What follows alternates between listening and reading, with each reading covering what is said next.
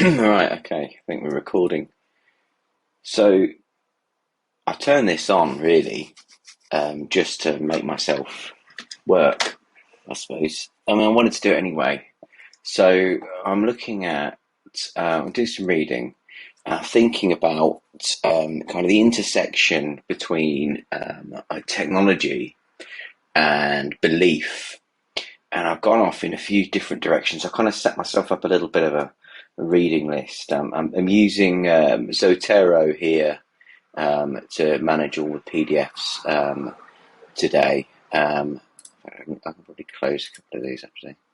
Um, but I'm using Zotero, which really does need sorting out, to be perfectly honest. And I'm going to start off reading a paper called "Science Takeover Wonders: AI Art and the Matter of Race." So I'm thinking about AI in particular, and I'm thinking about its future, really. The main reason I started doing this was because I'm writing a novel that's set in a future in which AI has become incredibly powerful, but has been rejected by humanity, essentially. And I wanted to make sure, kind of on an anthropological level and on a sociological level, that, and I suppose on a scientific level, on lots of levels, I suppose, on an interdisciplinary level, that what I was writing about was feasible enough. So, and I ended up coming across the latest issue of Daedalus, which is all about AI and the future of AI and getting AI right. I've read the introduction, and I kind of hopped immediately onto this one because it's about morality. It's about a lot of different things I've been looking at recently. Well, deficit narratives, art, culture, that sort of thing. What makes art, what makes culture, how do human beings interact with all that. So I've started reading it, and I've got some bits highlighted already, and I use a particular highlighting color key, to kind of draw my attention to things. I am writing notes in Obsidian. I've kind of hopped around in different kind of platforms that I write on, and I've kind of settled down with Obsidian now because it allows me to take really, really small notes.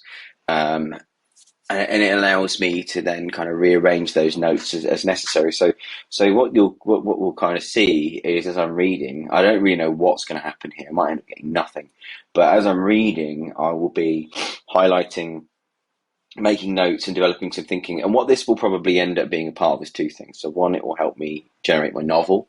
This is kind of like the backstage stuff that no one ever sees when you're trying to write a novel or something like that. At least I imagine it looks like for the writers. Writing's a very lonely profession.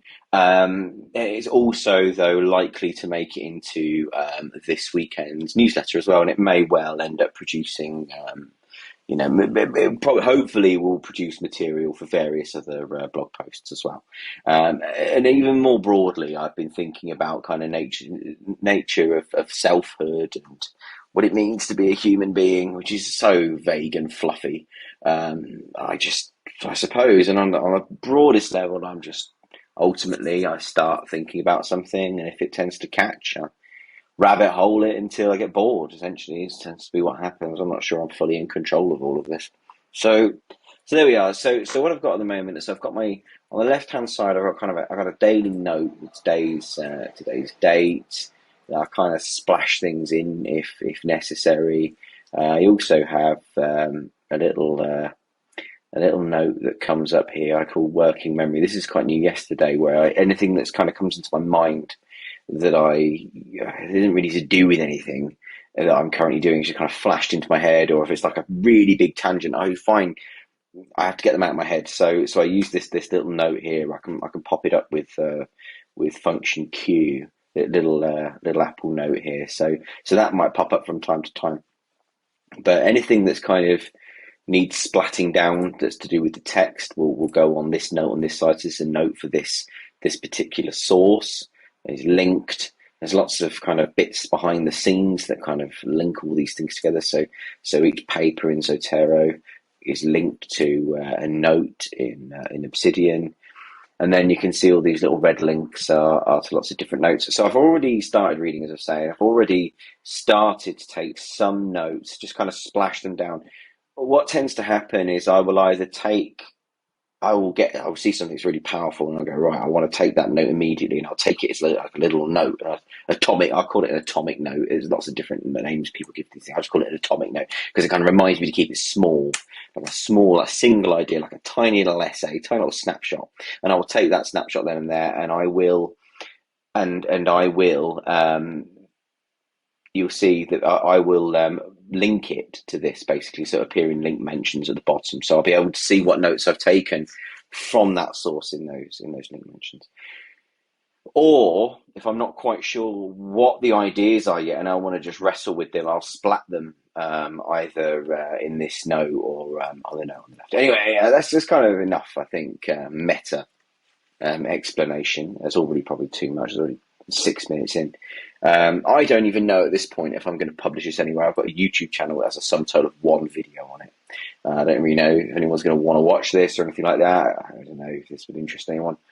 There are some serious note-taking nerds on YouTube in particular, and Twitter still probably like this. I don't know. Obsidian's got quite a big community. For that, I used to use Rome. I've used Bear before. But anyway, right. So just quickly for this paper, just to remind myself for this paper so far. So this is Michel Elam. Science Take for Wonders, AI Art in the Matter of Race. And like I say, it's the title immediately spoke to me, and I read the abstract. And straight away it seemed like a paper I wanted to dive into, and that's what it tends to do. With more research based papers, what I will do is I will let the title and the keywords kind of suck me in if necessary. I'll then read the abstract, see if I'm interested, and then I will go to the end and I will look at the conclusion. This is a bit different. This is a bit different. This isn't a research paper in the same way. However, I still might actually start this by looking back through the abstract again. I'm still not, to be honest. I'm at my kind of cognitive limit with some of these things, and you will see me kind of struggle to get things right with these things. I'm in very uncharted territory, to be honest with you, with a lot of this stuff. But I suppose if you don't push yourself, you don't get better at anything. So, and I can see I haven't seen any of this. There's lots of different figures down here which look interesting.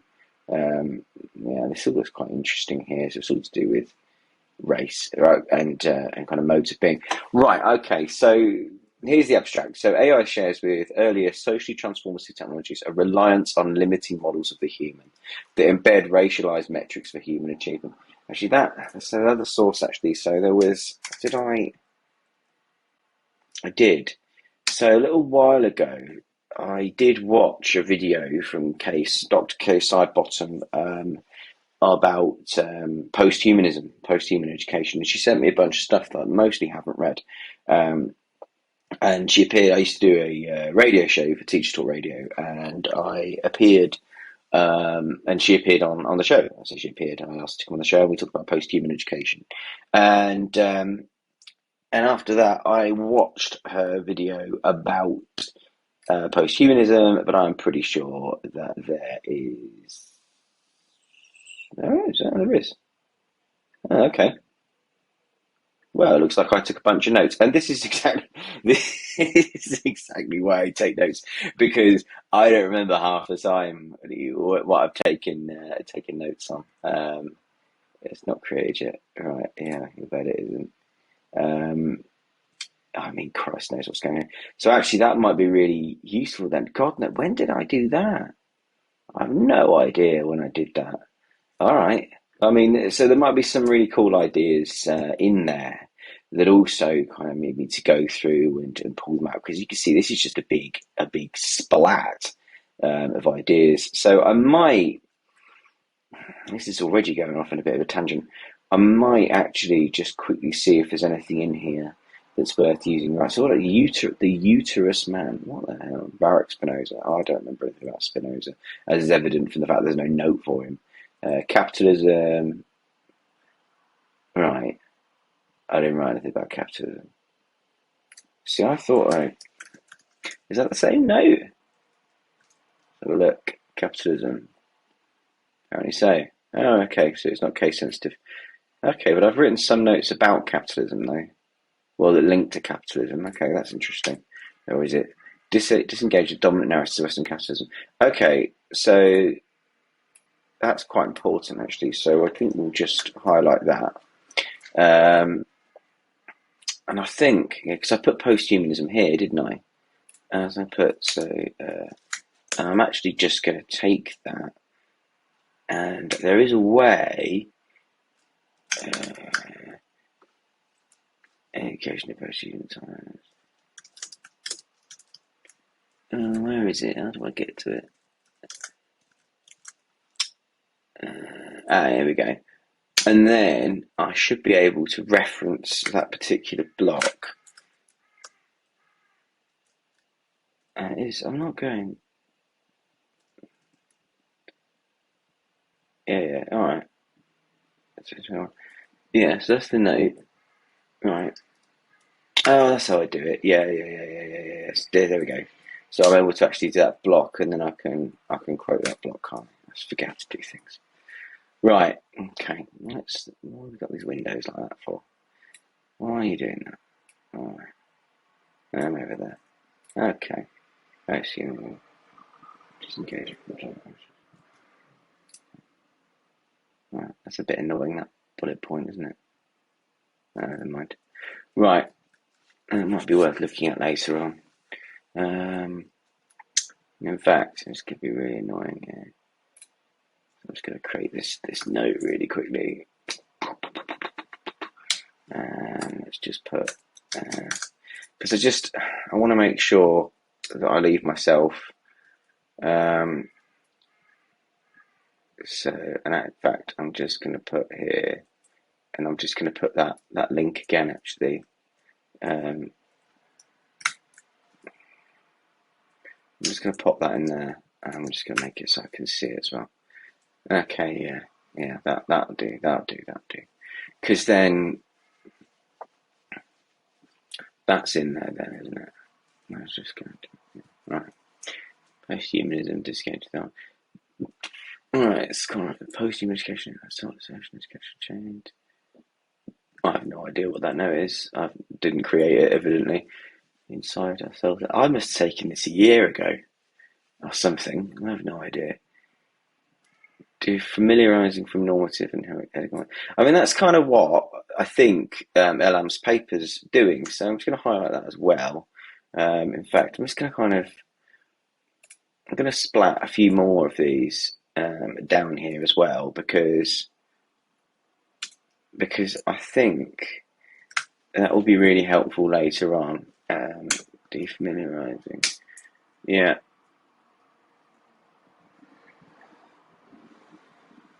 Annoyingly, I think every time it's a really clumsy way of doing it, and I really do hope actually that Obsidian makes this a little bit easier.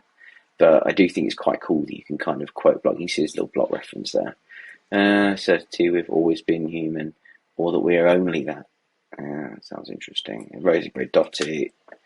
Find a cool smile at the end of self-referential arrogance, the dominant neurocentric notion of the human. Yeah, that seems to jive quite a lot actually with what LM's paper's about. So I feel like I should put it in. This is why it takes me forever to do anything. I feel like I should put that in. So the end of. Okay, I took this so long ago, and this is what I do genuinely think. By the way, and it's for somebody who really struggles with memory and kind of cognition and stuff like that. Goes off on all sorts of tangents. These notes are a real lifeline for me, because I can't. I mean, no one's going to remember this, but the fact that I wrote it down is good, and I'm really thankful. Increasingly, I started taking notes like this a year and a half ago. So only really now it's starting to pay off, to be honest with you. So, and I am grateful. Reposition and augment the voices of those who have been oppressed by Enlightenment ideals of humanity. To write anything about the Enlightenment, this is not aged well. Not very much. I haven't written very much about the Enlightenment. Okay. Vitruvian Man.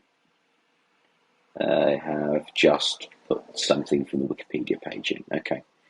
Right. Reposition and augment the voices that has been oppressed by Enlightenment ideals of humanity. Okay, so that's kind of what this paper is looking at. And so the paper is arguing. The paper is right. Okay, let's write this down. So let's have a look down here. Right,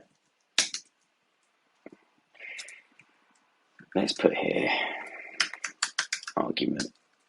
Oh, you're going to witness my terrible typing. Right, and let's just section that off as well. Right. Okay, so the argument then for this is that basically, so that AI is going to continue to perpetuate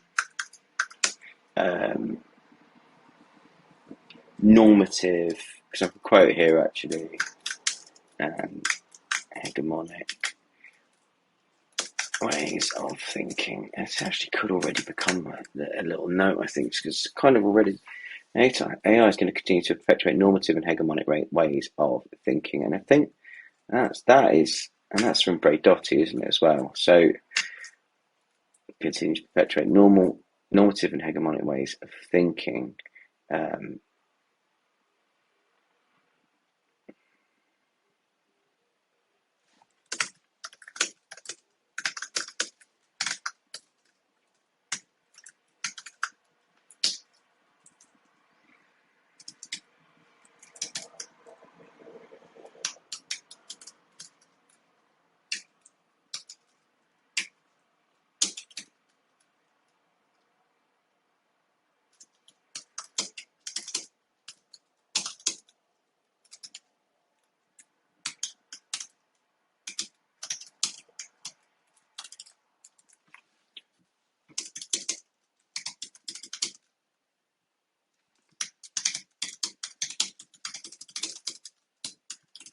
Yeah, okay. So we've already. So I think this note here, that might be. I could probably have that on its own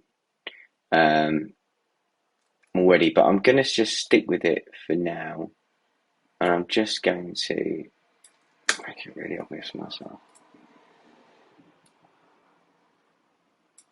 Okay, so that's what it's doing. Institutionally codified, but the green is kind of assumptions, arguments the paper's based on. So anything that's green, I know, is immediately something that's from the perspective of the writer.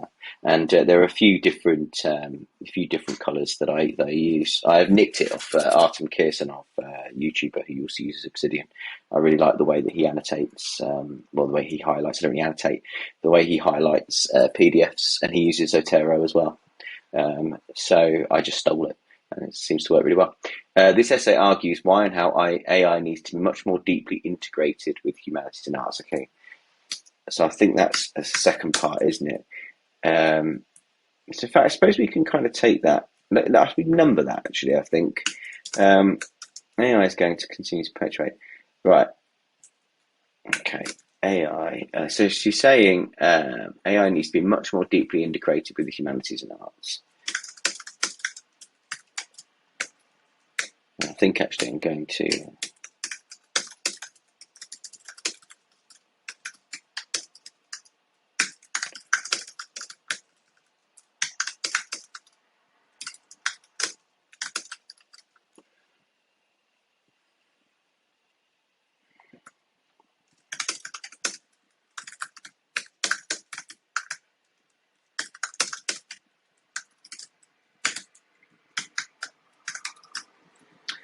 Yeah, okay.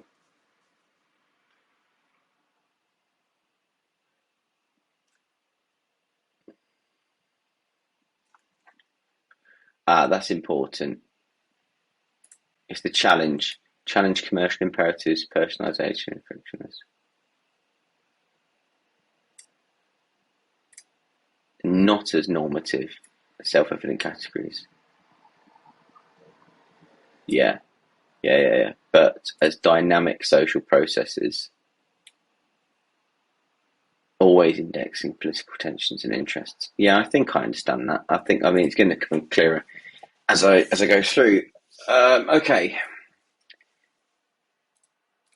So I think yes. So there's a third point there, isn't there? Really. Um,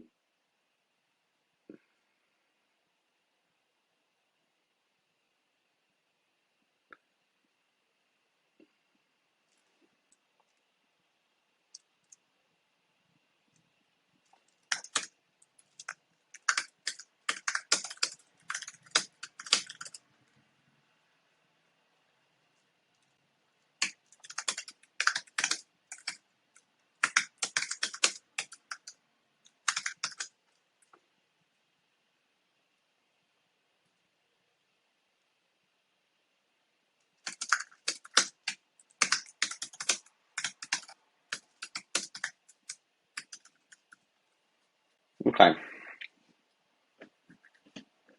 Okay. Right, I'm going to say okay a lot, aren't I? Like some lemon. Right.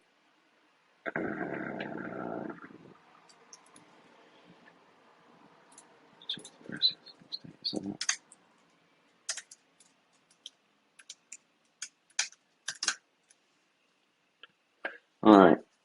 Bam, bam, bam.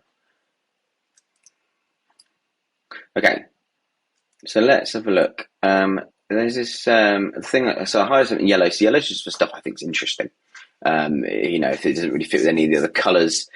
Blue is context, historical background, that sort of thing. So things I need to understand in order to understand the paper. Essentially, whereas green is more opinionated stuff. So I do think there's a distinction there.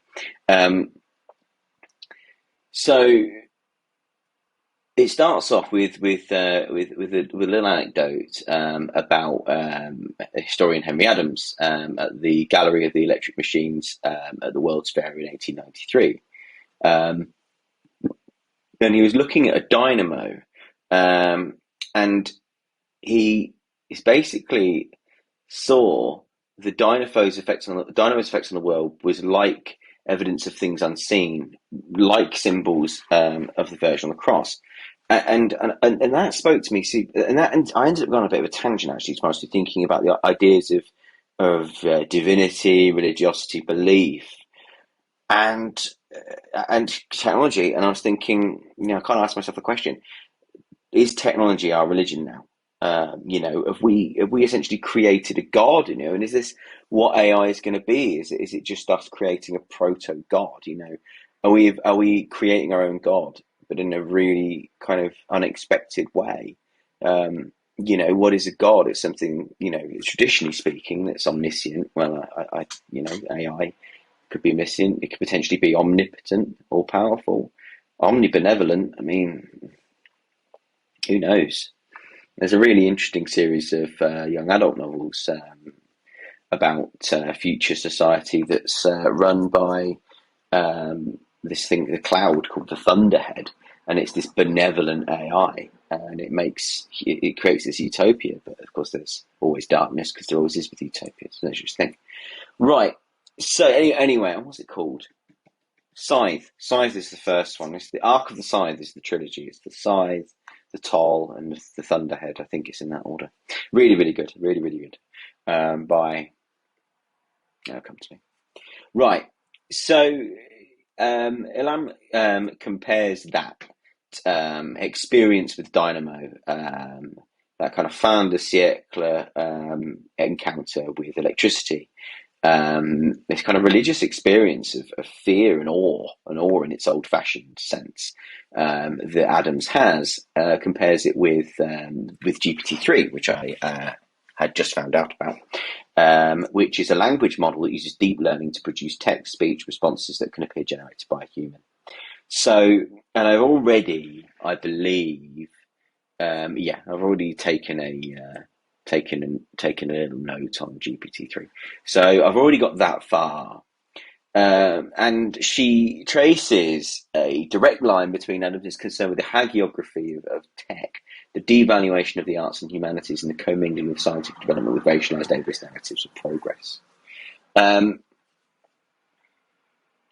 And she argues that they'll continue to persist despite the best efforts of many well-intentioned technologists, scholars, policymakers, and industries that still tend to frame and limit questions of fairness and bias in terms of safety, which could mute or obscure attention to equity, justice, or power.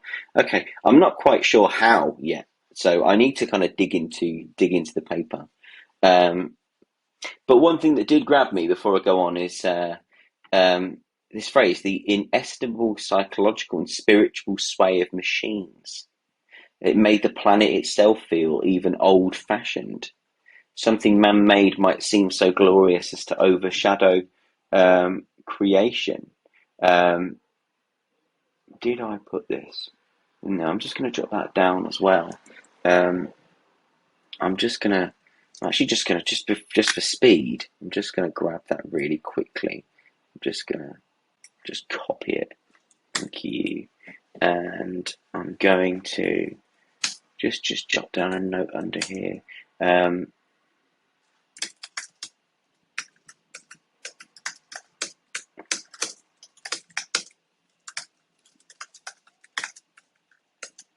and again, this isn't really the point of the paper. Maybe I think. Um,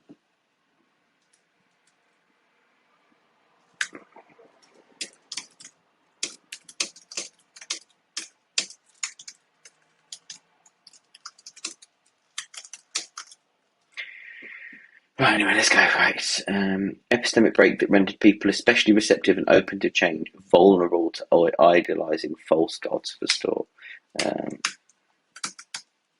this idea of them being false gods is interesting. So Dynamo is quickly acquiring kind of cult status, inviting supplication and reverence. Oh, yeah, I've got this far already.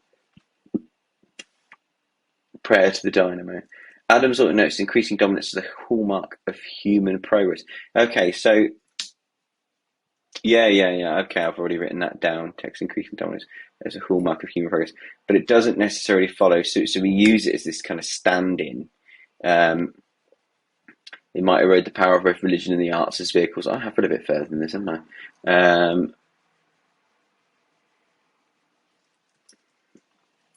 Right. More specifically, a lot of this is me reading, by the way. So don't expect edge of your seat experience. The progress of which technology increasingly claims to be the artistic extended beyond the valuation of art, also extended to racial, ethnic, and gender scales. Contemporary technological development, design, and impact continues to rely on questioning enlightenment models of the human. Yeah. This is still very, very post-human, I think.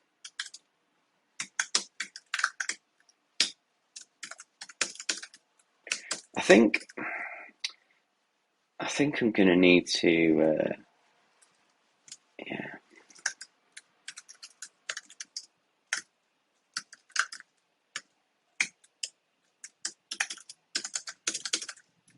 See, I thought I had more notes on that, but I looked earlier and I didn't. So I've just set myself a little note. Tableau vivant, ethnic villages. Oh yeah, okay. Internal immature of the affairs, the exhibitions for active racial formation, naturalising rungs of humanness. That's an interesting phrase, and indeed universalising the implication of race and progress. Yeah, this actually. So there's this. Yeah,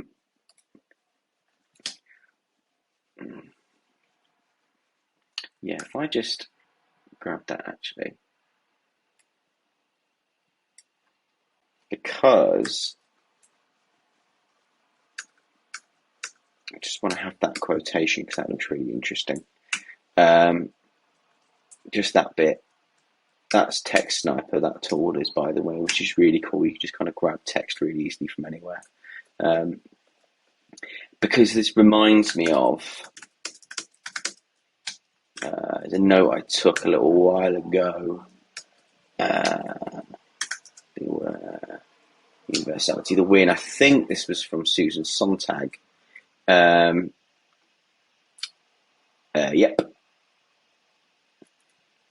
This we should be taken for granted when the subjects are looking at other people's pain.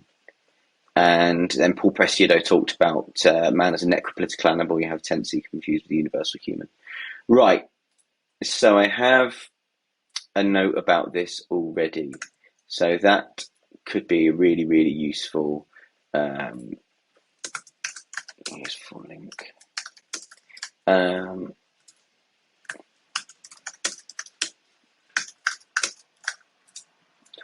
right. And I suppose this is what I'm doing. I'm just kind of gradually building things up. Build as a glimpse of the future, not part of modernity. Who or what was irrelevant. Right, I see.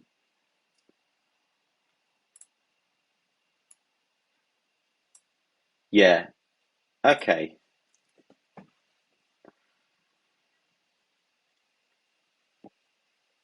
Oh, that's where the title comes from.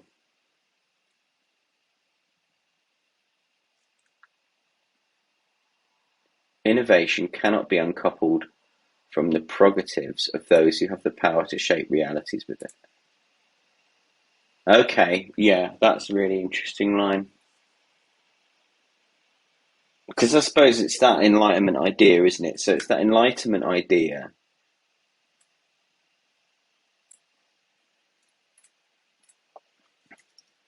So I suppose,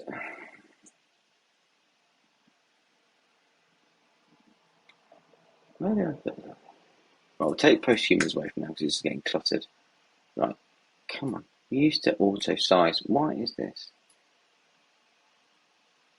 Right. I'm gonna get rid of you for a moment as well. Let's just keep this nice and light. Okay, so where do I put that?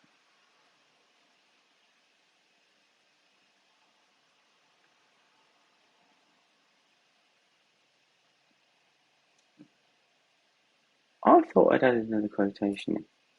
I must have forgotten to copy it. Where is it? Yeah, forgotten, but it's fine. I thought I must have put it somewhere else. Or maybe it, who knows. It's alright.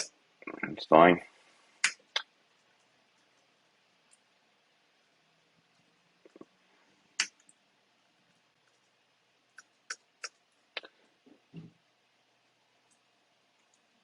Yeah. I'll shape realities with it. Yeah. Okay. I'm just going to put here the original source as well. So I'm going to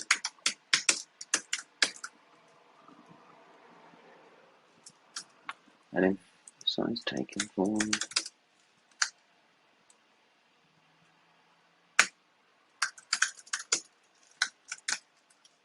Because you never know when you're going to want to look something up again. Okay. And what does he say? Okay. The discovery of the book is at once a moment of originality and authority, as well as a process of displacement. Paradoxically makes presence but wonders the extent in which it's repeated, translated, misread, and displaced. Cloning authority. That's interesting. It's this bit here that stood out to me. Because John Berger wrote about in Ways of Seeing. He was kind of building on Walter Benjamin's ideas of reproduction. Now, the $1,000,000 question is going to be, if I'm just going to grab that first of all. I don't usually like to grab this many quotations, but this is quite a rich piece, so I don't want to lose things. I just want to make sure I'm capturing everything that I want to talk about later. Naturalizing rungs of humanness, implication of race and progress. So I think I need to make a note about the Enlightenment here.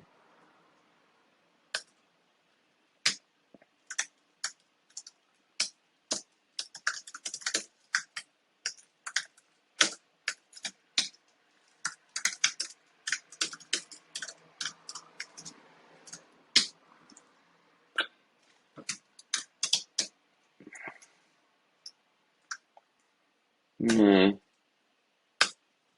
But there is something though. I've got a note about categorizing.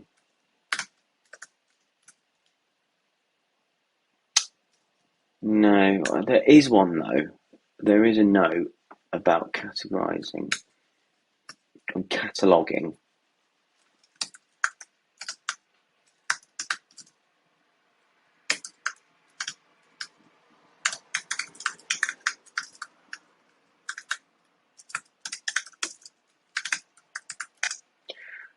Labels and hierarchies. And sort of that colonial zeal, sense of entitlement that comes with the above, not Sith. Now there is something. Was it catalogue? Was it cataloging? No. Category.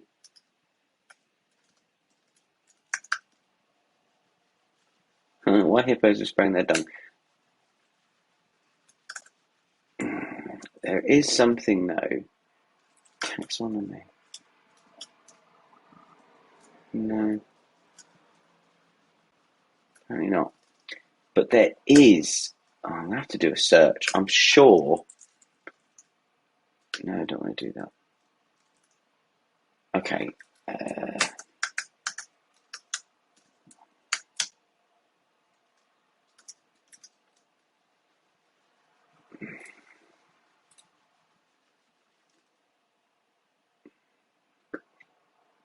No, this is going to take me forever.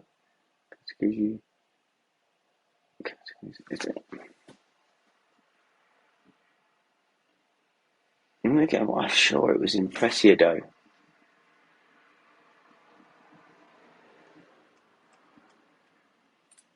Let's have a look at let's open, because I wrote loads of notes on this because it was fascinating. Probably witnessed it says 36 minutes in. I haven't really read very much or done very much, but I suppose thinking should be slow. Epistemology.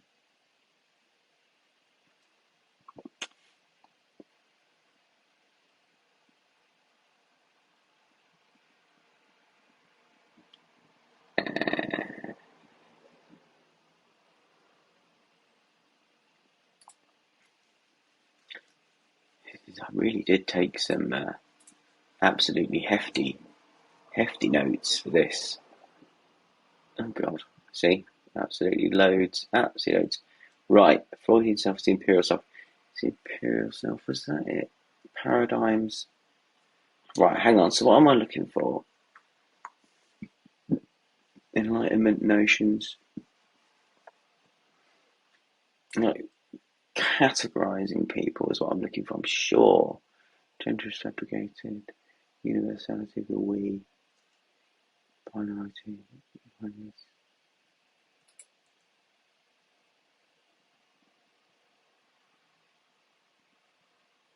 Again, this stupid, tiny, weird window thing.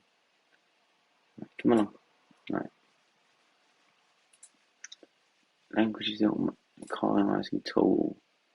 Imperialists create taxonomies. Ah! Oh, Freudian self is the imperial self. Self is a self-created empire, apparently.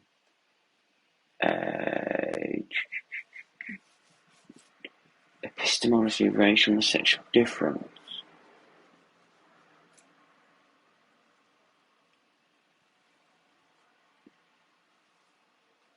I'll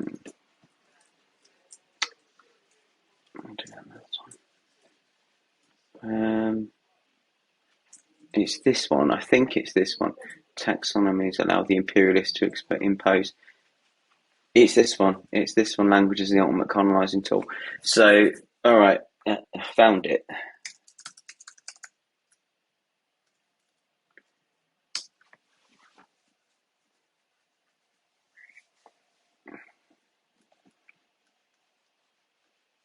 I think this really needs cutting down. Bloody hell! Yeah, I didn't even finish reading Wilinski, did I?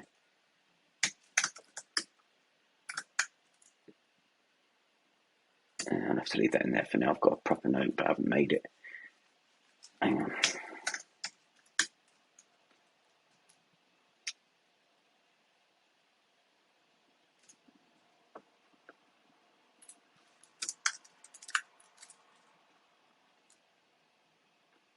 Right, this is gonna need refactoring, this note, because that's insane. This is why yeah.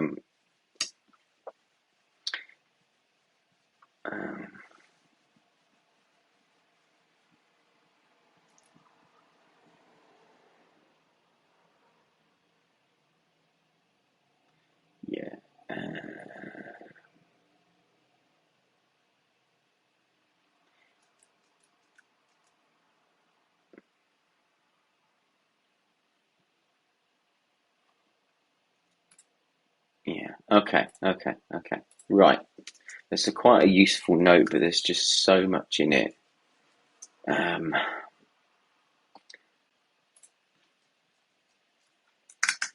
trying to create a new category because that really does need sorting out.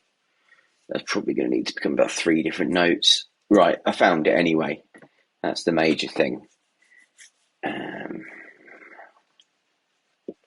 Okay. So far then, it's all about reproduction.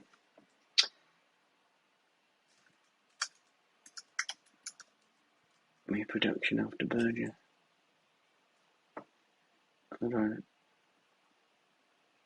Okay, apparently I took some notes on that as well. Did I take one? Reproduction is not a neutral act. What is this? Right, I just need to. This is absolutely horrendous. Right.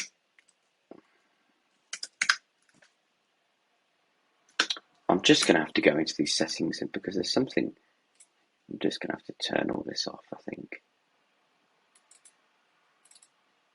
Okay. It's got too much going on here. Sliding panes. Just turn you off. Right. Let's bring you all the way over here. Let's bring you all the way over here as well. This is part of the problem. I'm going to have to sort this out. This is just so much going on here already. Photographs to be repurposed and reused. Images slippery and untrustworthy. Yeah. Now the problem I've got is that I have not finished processing notes for this. God Almighty.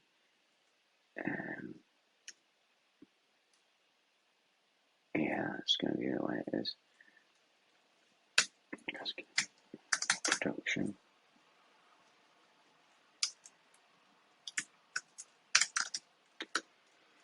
For now, probably art.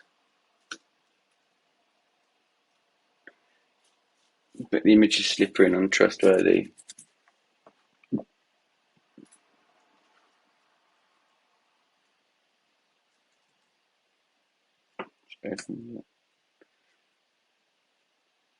Yeah, alright, fair enough.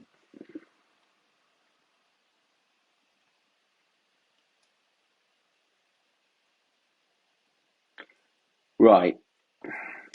But I am going to put it in there.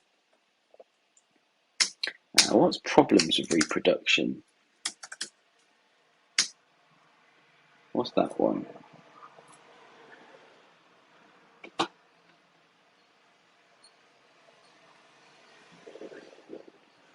Okay, that's probably more useful. Okay, there's so much going on in there as well. This is not a perfect system, as you can almost definitely tell. Let's refactor that later on as well. I'm just going to group that around reproduction. I think, yeah, all right. So,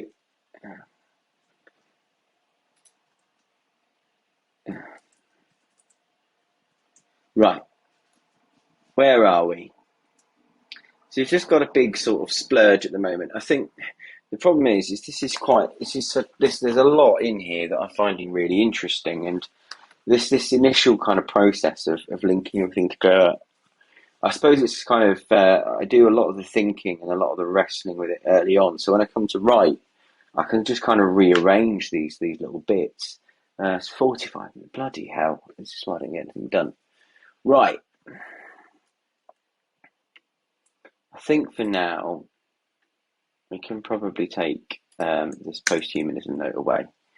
I never feel like I've got enough room. I've got a 32-inch monitor, and I never feel like I've got enough room. I only need the whole wall. That'd be too big. Right. Spoken all the presence of the dynamo.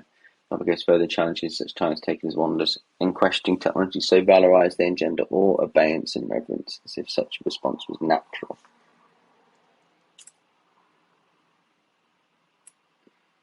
Yeah, okay. And they naturalize certain things. Okay. Like all tools, AI challenges the notion that the skull marks the border of the mind. Well, that's definitely post-humanism, isn't it? New tools bleed new literacies which can engender nascent forms of knowing, feeling, and telling. AI challenges the notion that the skull marks the border of the mind.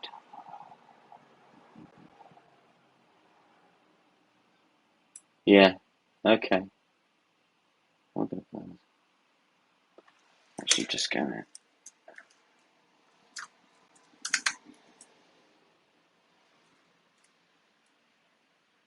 Yes, it's purple is new findings and red is methods. That's background. Is it background? I suppose it's an assumption the paper's based on, isn't it? It's green. And it's very interesting, so it's going to get copied in as well. Just bung that in as well. So, yeah, complete mess. All right, let me go in there. Right.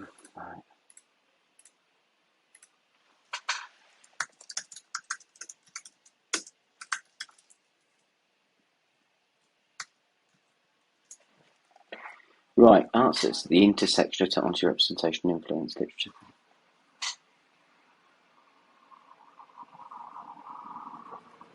Okay.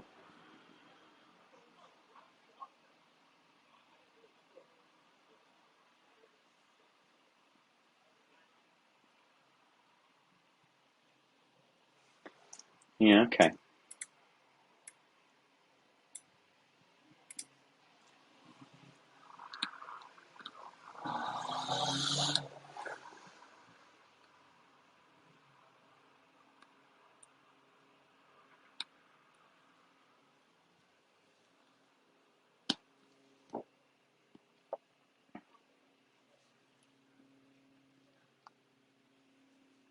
Okay.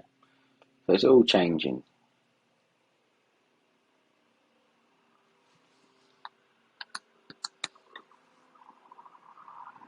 That's interesting because that seems to that references Benjamin because his work is the work of art in the age of reproduction, I believe.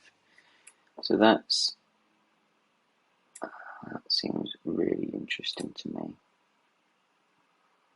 Is it Kate Crawford and Luke Stark?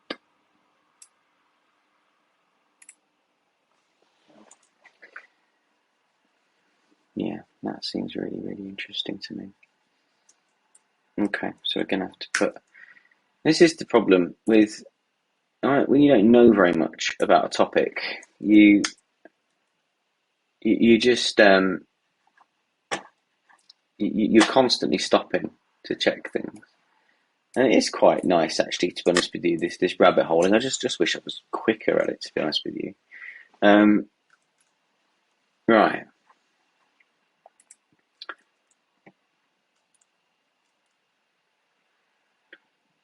Yeah, interdisciplinary collaboration is important.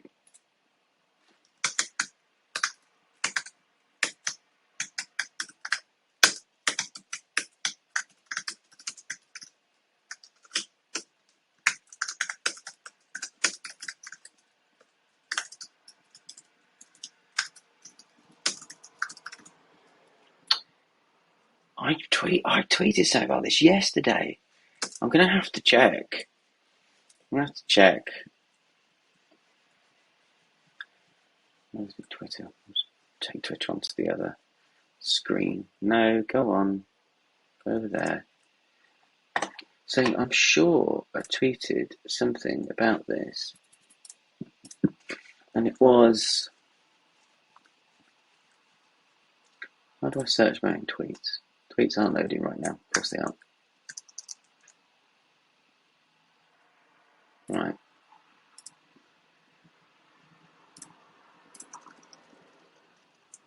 I do hope this is still recording. Seems to be. Right, can we not?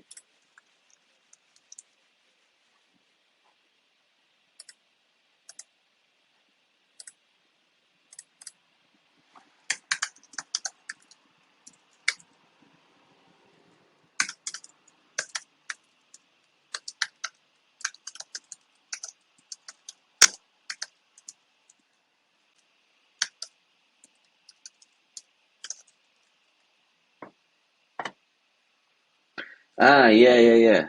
K-side bottom. A complex world needs interdisciplinary thinking. That came from Shah originally.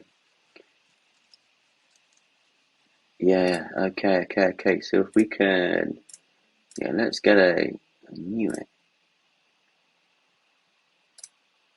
And where did that originally come from? Because then we'll pop that down anyway.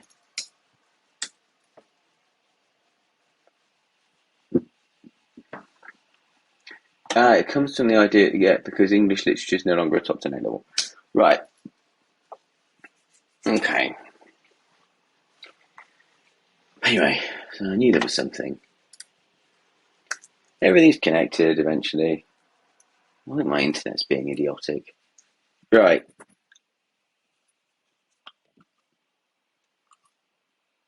I wonder when I'm going to end this because it's like, I don't know. Right.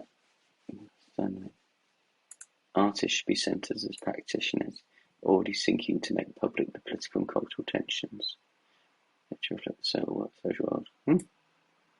Yeah, and that's another assumption the paper's based on, absolutely. So let's have that as well.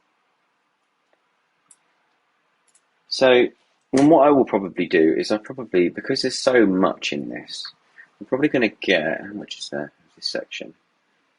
Not much more. So I might just get to sort of mid-page 205 and then stop and then review all this business that I've done so far and create notes from it, I think is what I'll do. I'll create notes from it and I probably have some sort of herbal tea. Um, yeah, I think that might be what I do um, for now. And then I can kind of work out how things bunch together. I think part of it is working out, working out my kind of my own index of the paper, working out my own sense of what the narrative is. Because just because the authors put it in this order doesn't mean that it's that order for me necessarily, or it's the only order it can go in. So part of it, I think, when I'm reading, is I'm working out where the narrative is for me, on my terms, where I currently am, how it intersects with how I'm thinking, and what I know, and more to the point, what I don't know. Okay, so yeah, they should also close the article. Remember, that arts practitioners and scholars would do well with more technical education than without it. That's just done. Lack of literacy regarding the technologies themselves. They suggest a close relationship. Okay. I'm still going to have that as green. Okay. Continuing education usually the good. Those in data science attempt to educate themselves about aesthetics and arts practices. Right. Okay. So there's real siloing at the moment.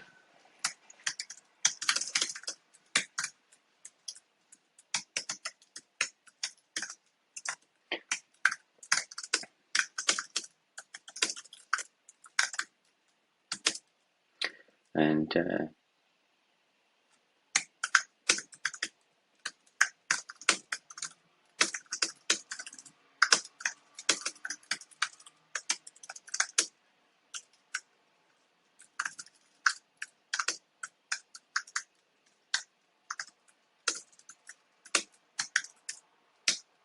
okay.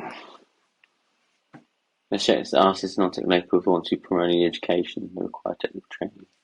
Yeah, okay, that's a fair point. That's a fair point actually. I guess increasingly do have a real problem with the fact that our disciplines are the way that they are, really. But I don't know the alternative. I suppose one of the many things that I'm trying to come to, really, is I think instead of asking artists to develop the world models of pedagogies and formal technical training, it's not simply an introduction of skills. Industry might do well to adopt. Okay, so this is.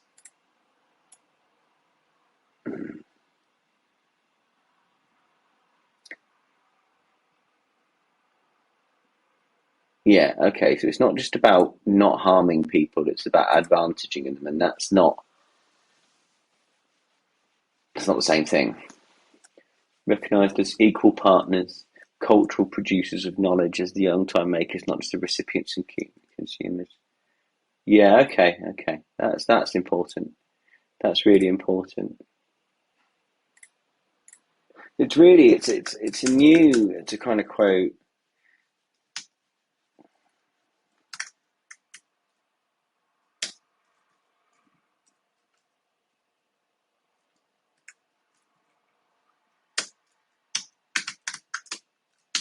it's a new epistemology.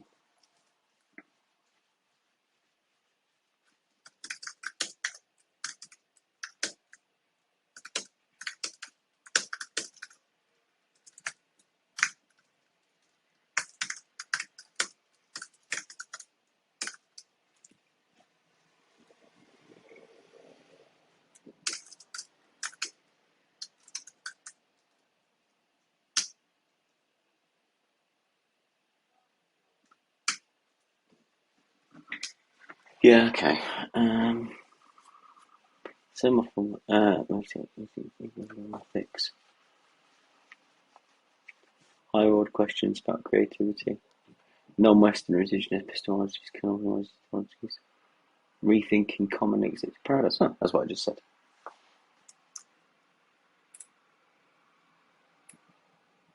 Yeah, it's posthumanism. This is posthumanism. This is all very, very posthuman, really. It doesn't explicitly mention it, but this is very, very posthuman. Perhaps most profoundly, the arts can offer different capacious ways of knowing, seeing, and experiencing worlds that nourish well-being in the now. It is a reminder and invitation to world models and frameworks alternative to what consumer types who dominate through totalizing technological visions. It's one of the most cited criticisms of discourse, design, and application. Okay, that's interesting.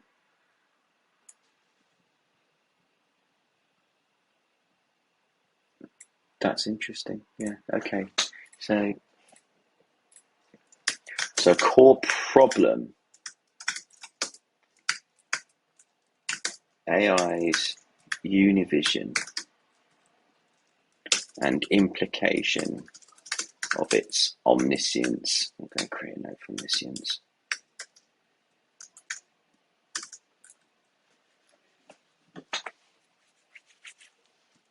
Capitalize it, even though it's in the middle of a sentence. I just like these concept notes. Omniscience needs to be challenged by art that presents. Oh, I've got loads of multiplicities.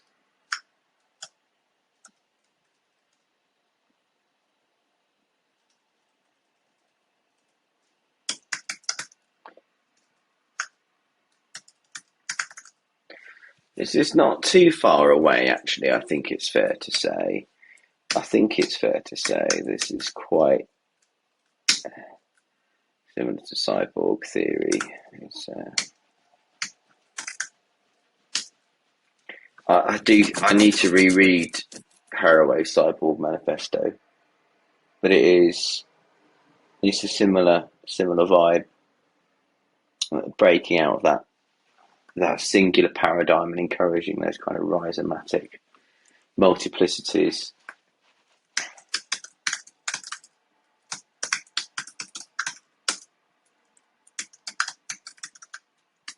Which is a very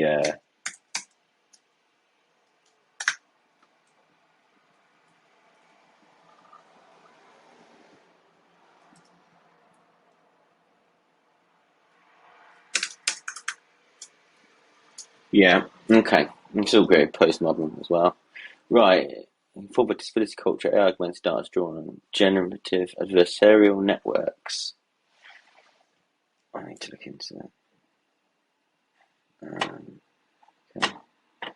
My emails have just come up, being annoying. Let's just not email, go away. I don't even know if this is recorded or not. I think it might be. We'll soon find out. Right. So what was I saying? I wanted to bring my note up. What was it? It was I'm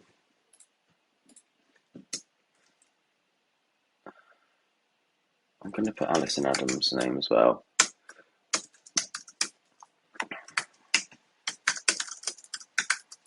That was interesting. Looking at later. Let's just quickly text sniper that so I don't have to write it down.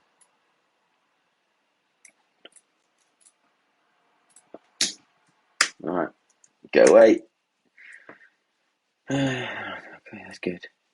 Include neurodivergent subjects that challenge taken for granted understanding. Okay, that's an interesting. That's an example, isn't it? So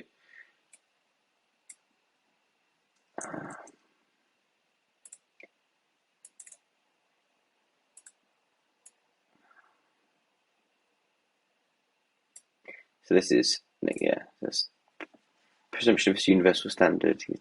Measures need always imply to be white cisgender. Yeah, it is. Yeah, always.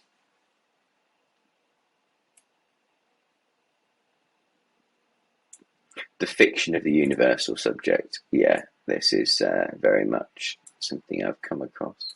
Oh, we've got a scholar, disability scholar and activist Rosemary Garland Thompson terms the normate.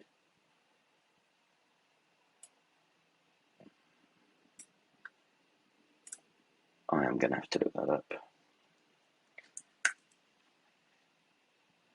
Now, it's really kind of a bit of a crapshoot as to whether I ever look all these things up or not, but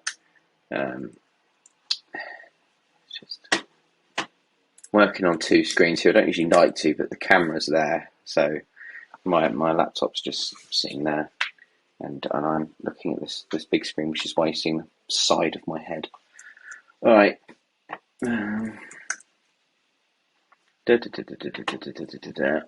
Historically shaped within medical practice. Yeah, okay, that's fair. So it continues to inform technology's development. So this idea of the normate, I think, needs to be a note.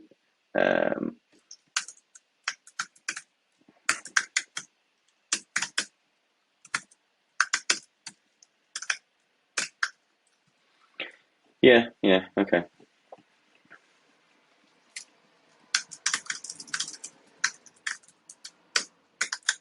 So this is an idea, yeah, is the amount of notes though, it's so hypocritical. The amount of notes that I've got that start with we. There is no we, but apparently I think there is. Because I'm white and cisgendered.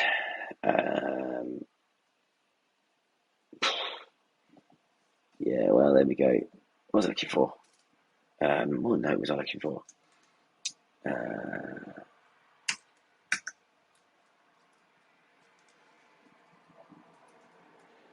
There it is. Where the universality of the we, because this is, this is from Susan Sontag. Need to integrate properly. Yeah, haven't though, have I? Yeah. All right. Good. I think it's quite a few notes as well, actually. All right. Yeah, it's a good note to. It's a good note to link in. It's a good note to link in. Right. Okay. Let's finish reading this section.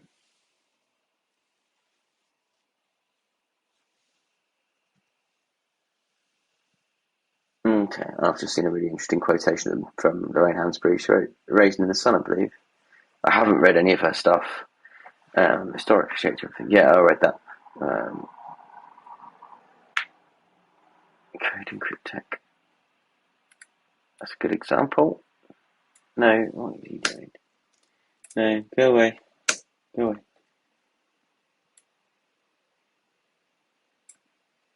It's interesting to me. We imagine enshrined notions of what a body can be or do. Yeah, okay. Paul Preciado, bloody love this.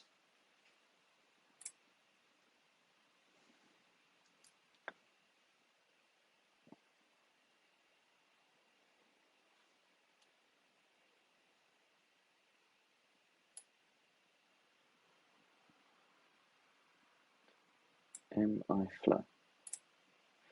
And what we're going to do again, we're going to bring up our little note. And this is the thing, like, it's all of these things I could really rabbit hole on.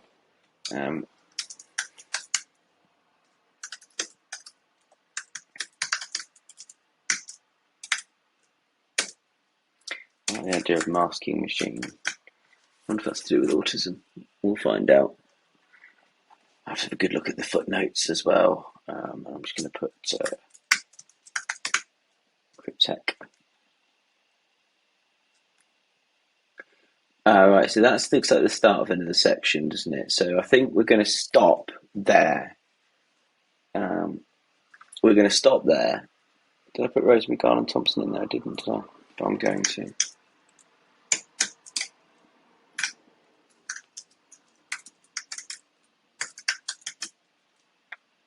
Thompson, not Thompson. Thompson, right, okay. Right, so I think for now, we're probably going to do ourselves a favour and just make that a bit smaller. Yeah, this is fascinating paper. So we're going to get into lots of, and this is a good stopping point as well, because I think what we're going to get into this in the second half are some really key examples. And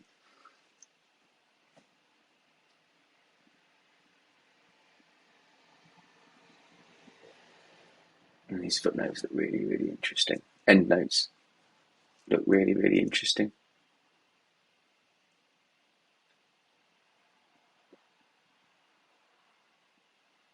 Anyway, reading about Stephen Jiggle.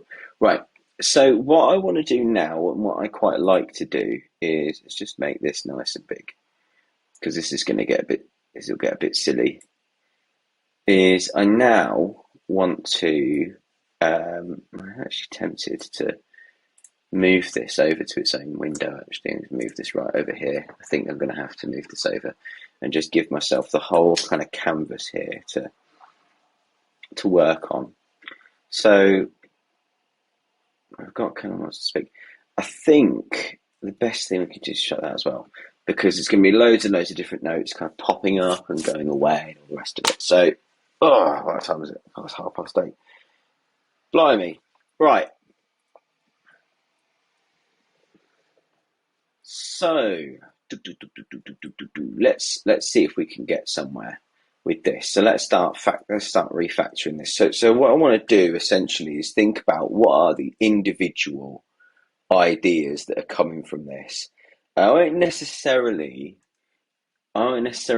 fully process and realize the ideas, but what I do want to do is divide it up into those different ideas, because that's how I'm going to be able to combine them with new ones. And there's this great phrase, I think it was, I can't remember if it came with originally, but the idea is when you put ideas in proximity to other ideas, they have sex and they create new ideas.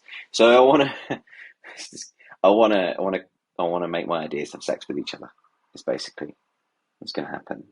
And my awkwardness at saying that out loud is really testament to my Catholic upbringing. I said sex in that house. Right. So, all right.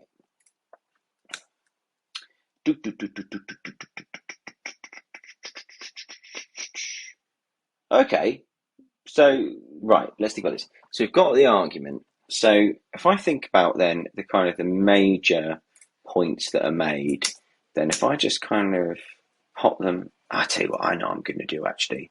To save it getting all cluttered, I'm going to open today's note, and then what I can do, I'm just gonna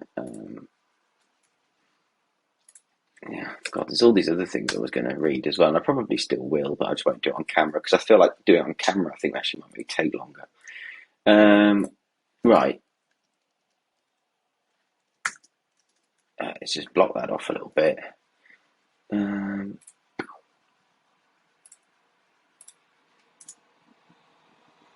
So we're looking at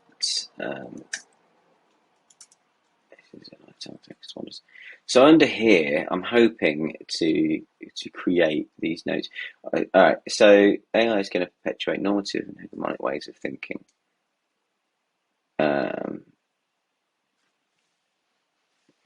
So the first point then is that AI needs to be more integrated with humanities and arts. I think that's a main point. So in fact, yeah, yeah, AI, humanities and arts. So I think that's point number one. So AI needs to be much more integrated with the humanities and arts. Why does it need to be?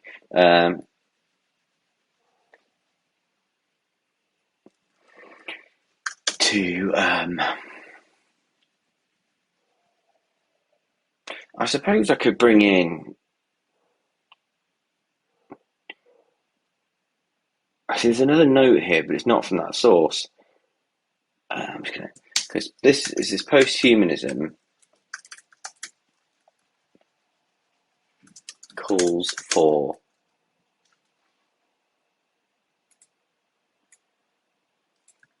and this is because this is something, this is a note I should have made before, and that is from what's face Dr. K. Sidebottom. So self-referential arrogance of a dominant. So that's because that kind of comes from that first point of that argument. So race, ethnicity, and gender are not normal. And that's another point as well, really. I think I've got similar ideas in here, but I think it needs explicitly saying.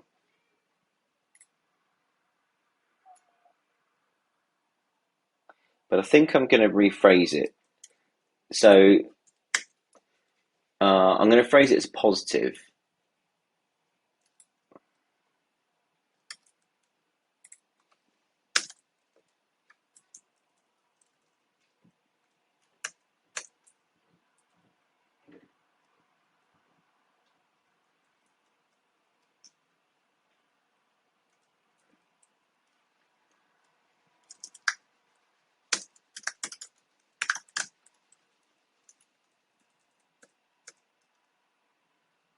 Yeah, happy with that. And I still need to work on that first one. Uh, um,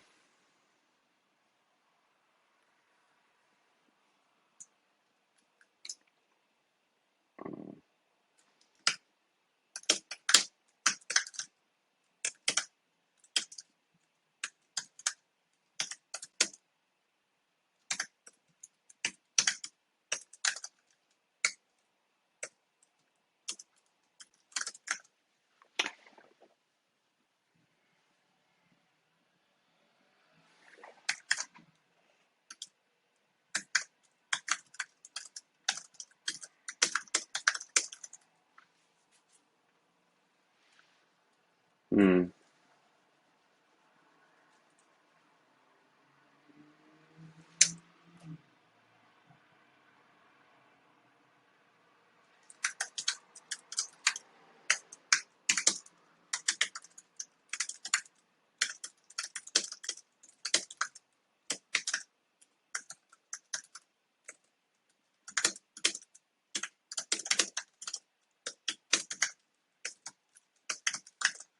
Okay.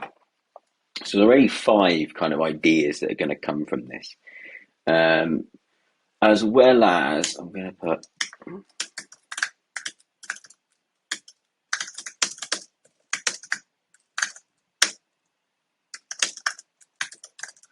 I know I said phrasing things positively, um, but I think that's a good idea to do that. Right. Um,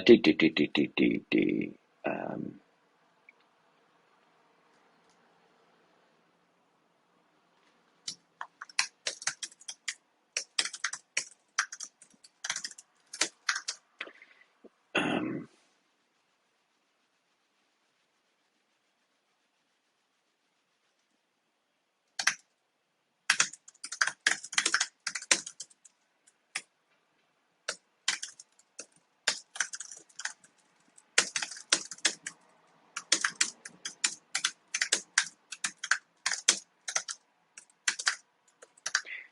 Right.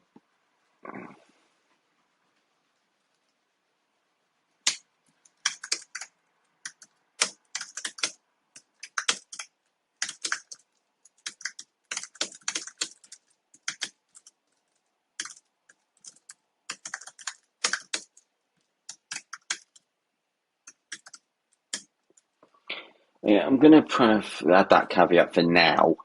I just don't know enough about it yet. And then there's that really important point. Um,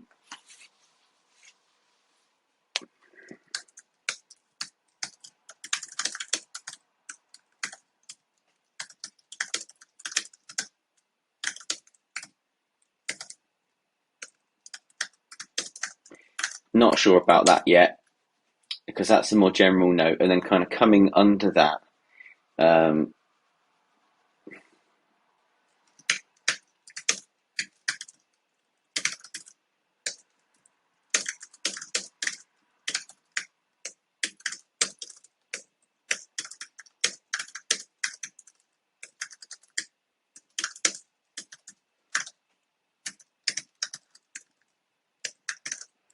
yeah, okay. So this is why it's taken. This is why it's taken so. This is why it's taken so long, really, and not even finished. Um,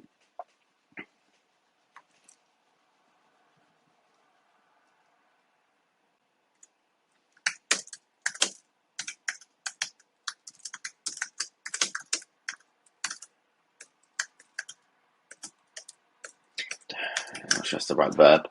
To reformulate, redistribute, reorganize. I'm going to reformulate for now.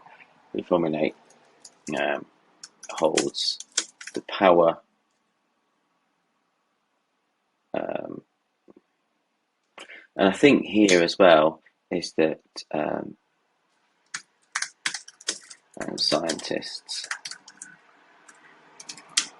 Nope, that's not how you spell scientists.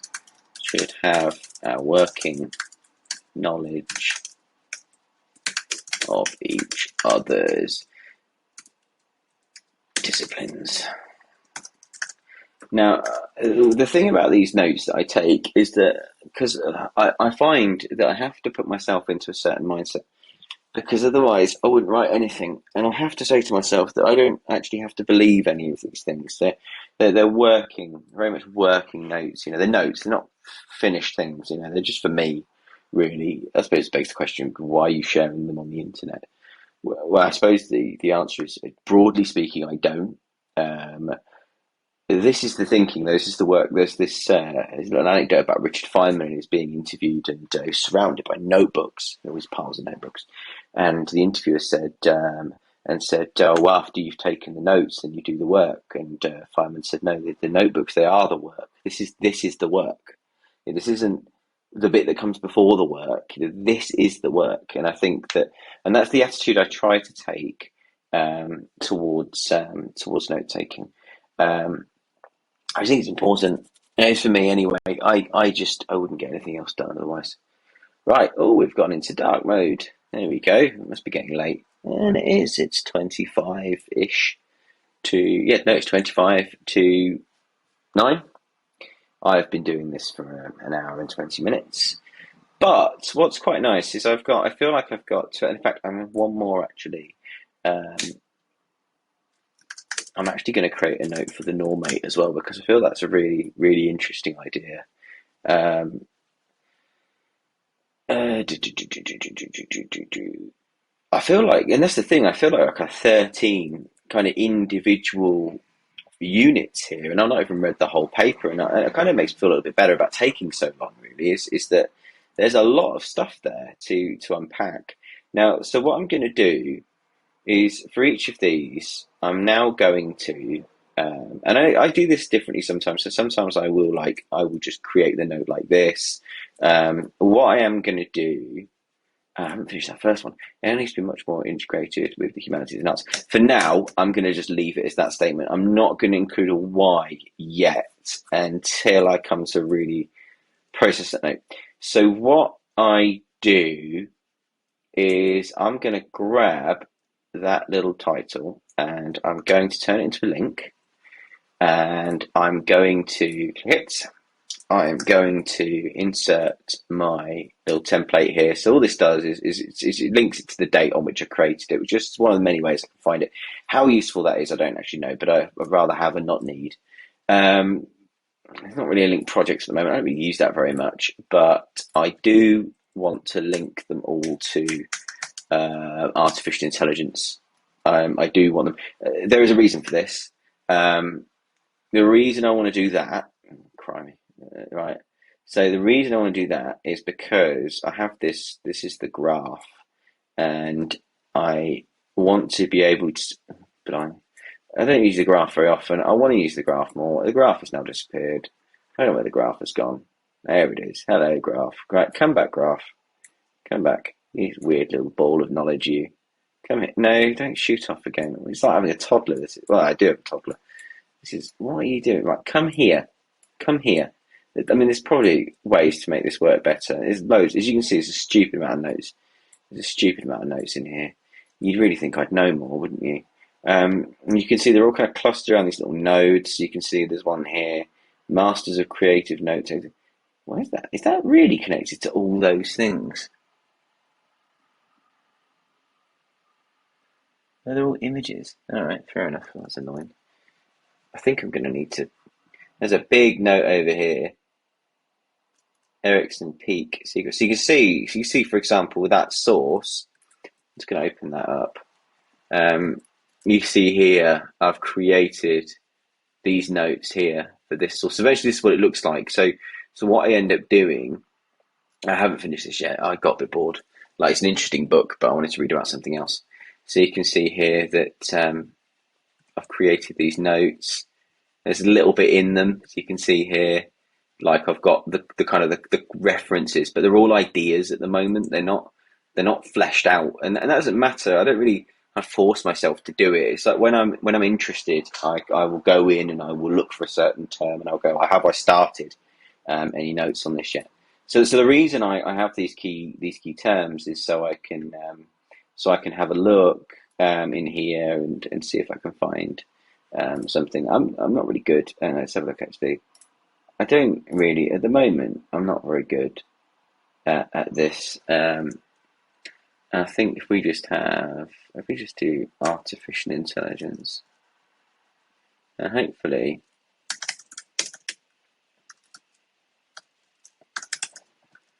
and I think it comes up with an absolute, there's a little bit there, right? Yeah, so you see the words, it's kind of, there's a fuzzy search. So anywhere I think we've got those words, but you can see here, so these are all the notes that have kind of got to do with artificial intelligence. So I'm actually trying to see, and you can see that. So there's people. I've got notes on people. I've got articles that I've taken notes on. I've got the body gives the score. It's a bit of a mess at the moment, to be honest. Thoughts about AI is just a false binary of human versus I, but the world has always been divided. That's interesting. That sounds like. Hang on. I'll take that. Okay. There is false binary, there's no we. Yeah. That's interesting. Yeah, because I haven't even processed that yet. Did I even.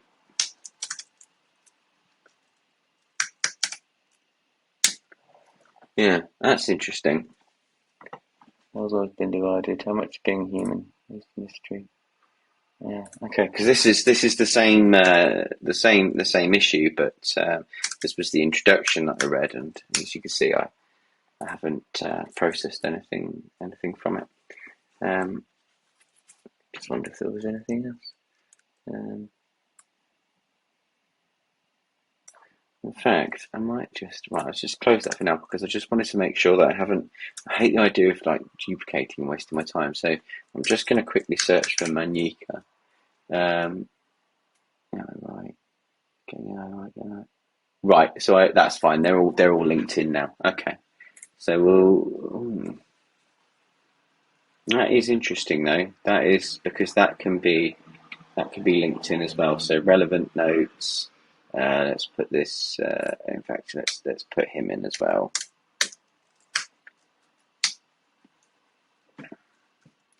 And let's have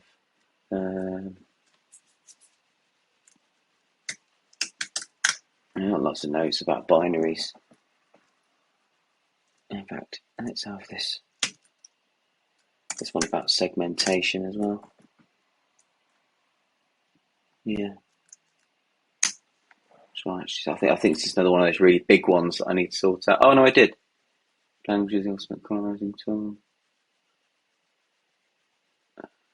Race difference. Apparently that's the losing Qatari. That's okay.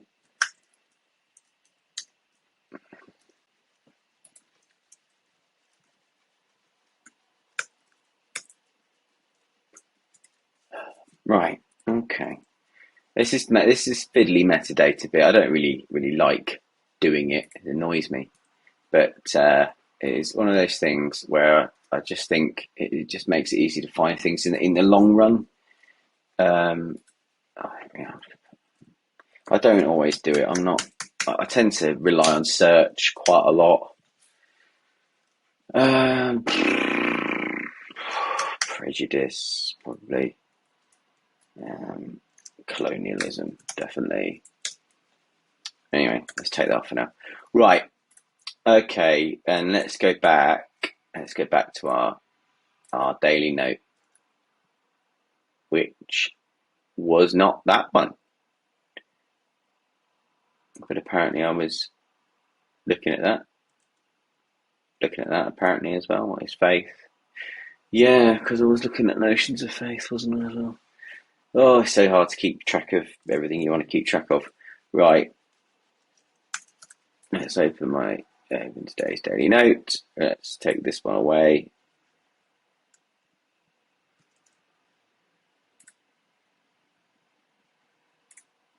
I'm just going to put that as a header just so I can collapse. Let's go away. I want to look at less things, fewer things. Right, the norm, mate. Right, AI needs to be much more integrated with humanities and arts. Okay, so now I want to find if it's going to contribute towards human flourishing. So, yep. So let's take that then.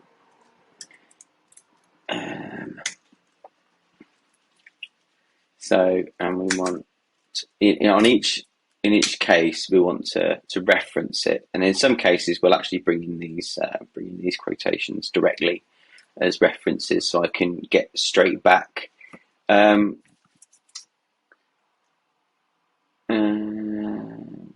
and at the moment that's just an idea. That'll do for now. So, oh no, I shouldn't have done that, should I?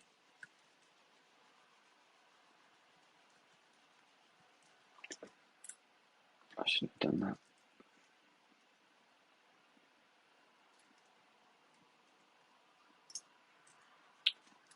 Right. Self-referential arrogance of a dominant Eurocentric notion of the human. Yeah, alright. Let's do that again. And this is once again, it's the same source. But it's also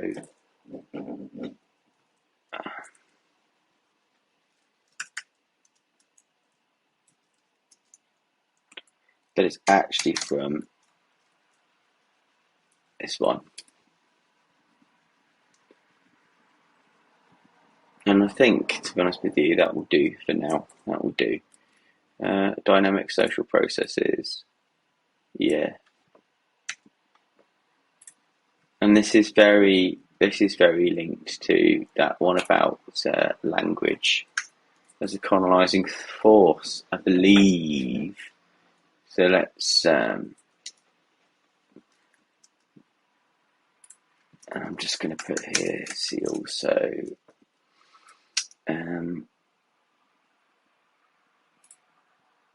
is this one here? Is this one here?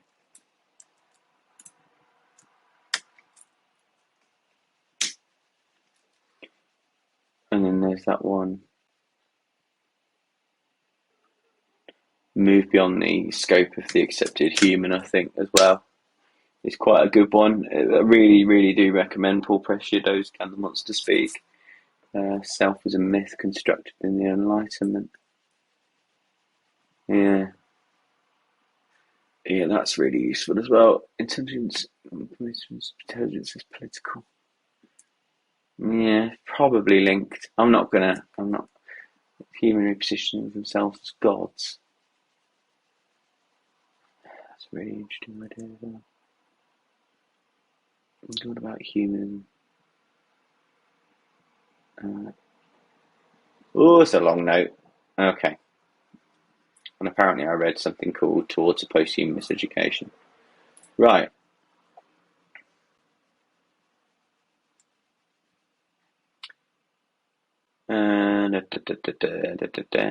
Yeah, right, we're going to leave that for now. No, we're not. Because we're going to put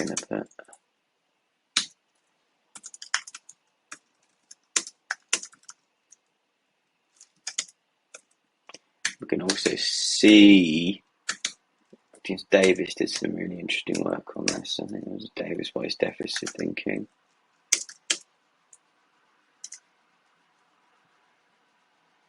Yeah, but that's not the note, is it? There it is. I have them all. They all have this site key code. It just helps me to remember what the main note is. If I know they all start with at, then they are a source, and I don't end up creating multiple ones, which is why there's some that have the title, but I'm not using them. Davis was deficit thinking. I think Preciado is going to come on this. Preciado, rather, is going to come. It's really, really warm as well. I'm sure it's fan on. Blast it upwards. Well, that's a little bit better. God, awful. Right. I'll put Cushing in there as well. I mean, he writes, yeah, it's close enough. So he writes about the word gap, but it might be useful. So, anyway, let's. What are you doing? What are you doing that for? Okay. Right. I want to go. Okay, I don't want to do that. Okay.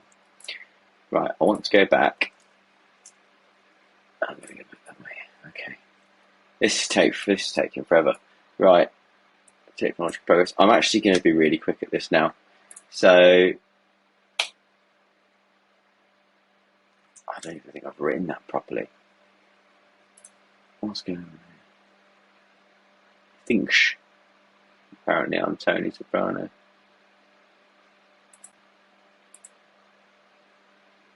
Why are you dividing the responses? So other things. Okay, then what's going on there? Something weird, but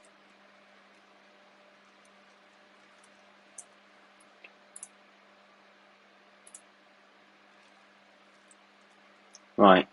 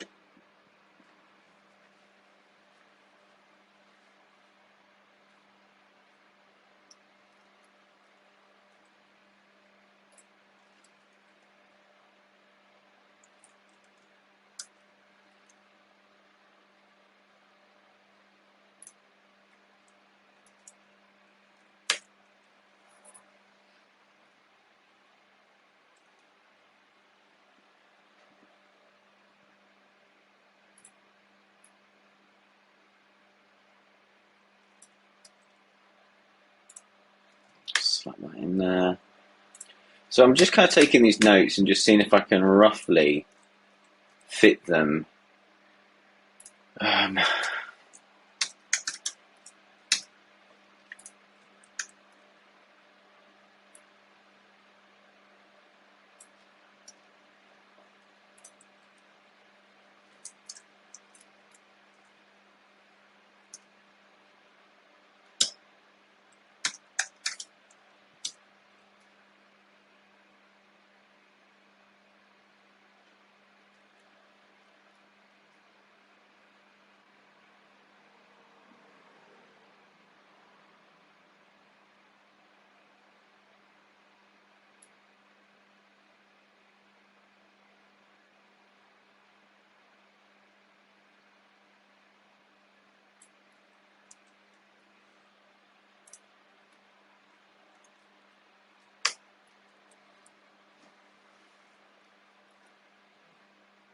So just very roughly, just getting these oh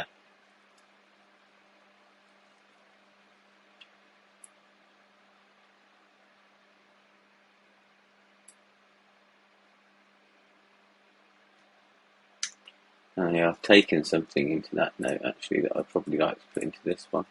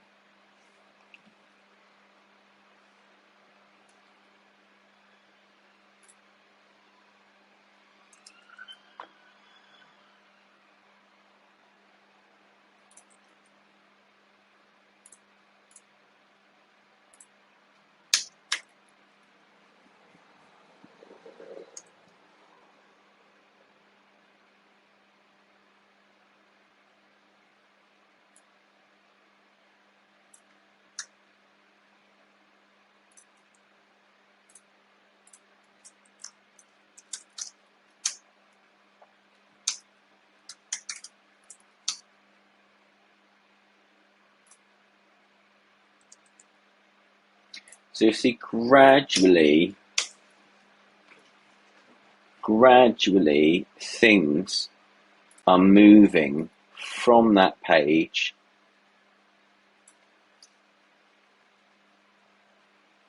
and moving gradually, and they are becoming their own ideas, and it just makes it a little bit easier later to keep track of things. At least I think it does. I mean, it's always moving.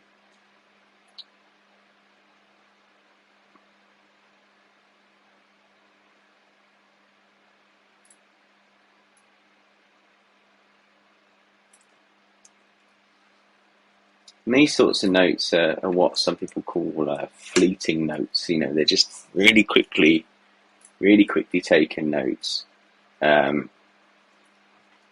get kind of dealt with later. You use multiple passes. So I'm just putting that can right, so that can go.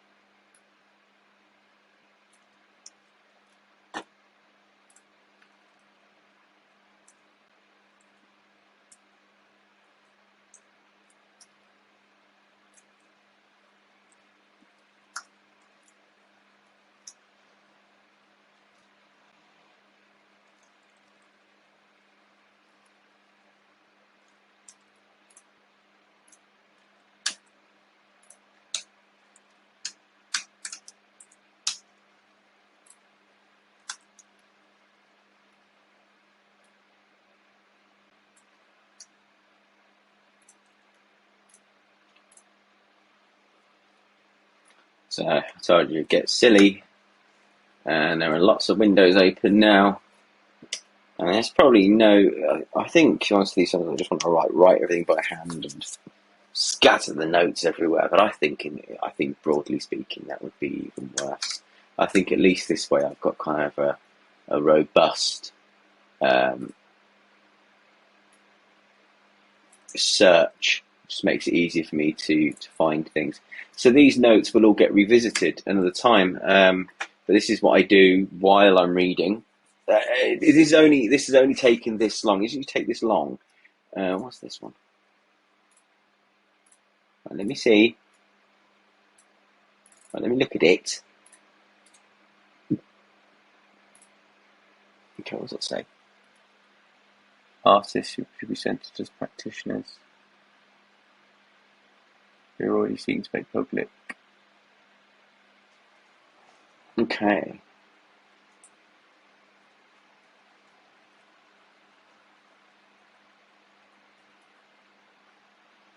So we can have a little.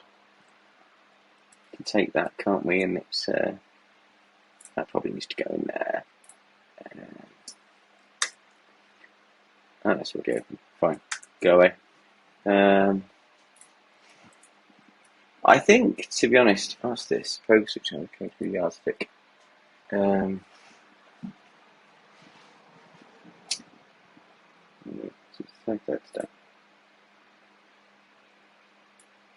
don't really have much else to say in that last note other than that's the statement. I'm actually just going to link it to the source and then also I'm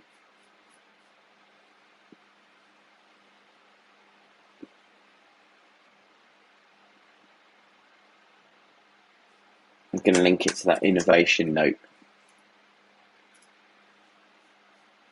You see as well, so I've got an inbox, so all these notes by default go into an inbox and oh god, and they gradually get moved into this atomic notes folder, and so these are all the atomic notes that I've created over the time. These are all the sources. Yeah, it all gets a bit silly.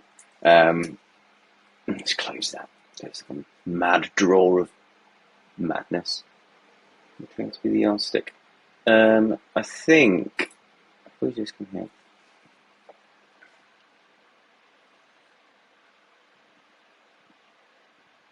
I think I can.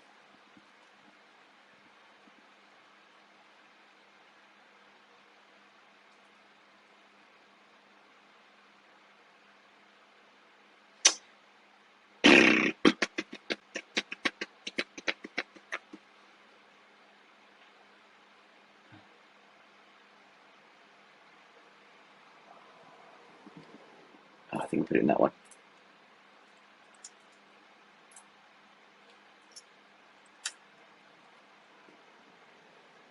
Ah, yes, it is. It is. It is. I think this image. I'm not really sure what to do with this image, so I'm just gonna leave that there, just because there'll still be other things as well. I'm just gonna put these up here with all of these. Nope, I don't want to do that. All these other notes.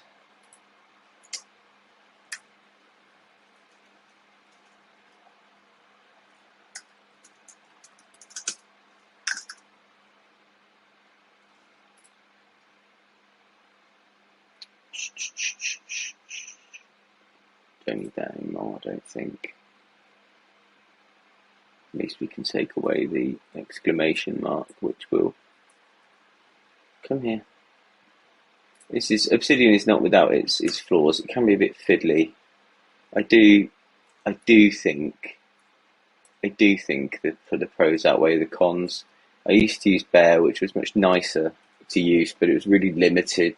I really like that I can now see all of these notes now that are linked to this source, and I can go into them. I can see them. And it just really nicely links everything together. I don't think I need any of this anymore. But now what we've got now what we've got is up here, we've got loads of relevant notes that I know I can keep coming back to if I need to. So these relevant notes.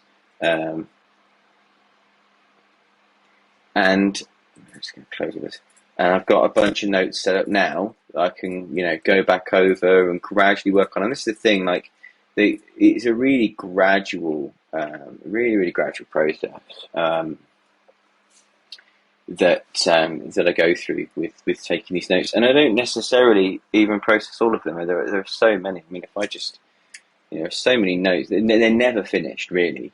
I've written notes before that have represented ideas that I no longer have, or if they've been contradicted. I try not to delete anything, really. I try to keep it. I just try to write a new note that corrects it. But you can see here, for example, there's one here, the 4-step model of habits.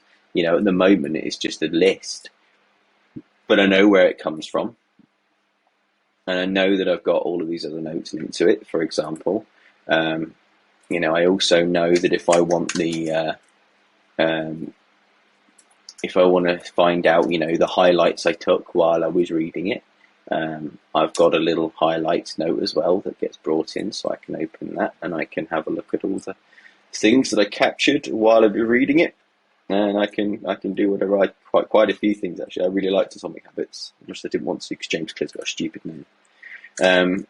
But there we go. That is the kind of the beginning of that process of reading something, and that is I only do that if I'm reading something that I really want to understand, and I think I want to use.